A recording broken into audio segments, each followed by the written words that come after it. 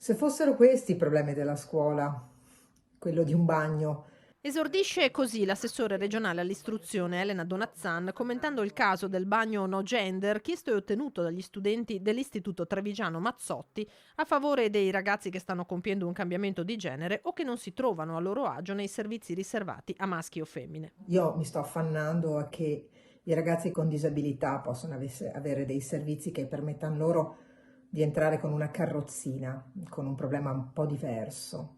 E invece questi nostri studenti che insomma, vogliono accendere i riflettori su un non problema, decidono di parlare di questo. Un non problema dunque per Donazzan quello dei servizi igienici neutri. Vorrei che i nostri studenti, che reputo maturi, magari avessero portato all'attenzione della pubblica opinione un maggior numero di ore di lingue straniere, visto che siamo molto deficitari, oppure un apprendimento diverso della matematica, delle scienze, della tecnica, visto che siamo molto deficitari. Avrei voluto che mi dicessero abbiamo bisogno di spazi e invece no, vogliono un bagno solo. Va bene, faremo questa valutazione. Distingue la questione tra ciò che la normativa prevede e i chiarimenti che la politica dovrebbe fornire su questo tema la dirigente dell'ufficio scolastico regionale Carmela Palumbo. È un po' come la questione del fine vita. Credo che, diciamo in questo momento urge,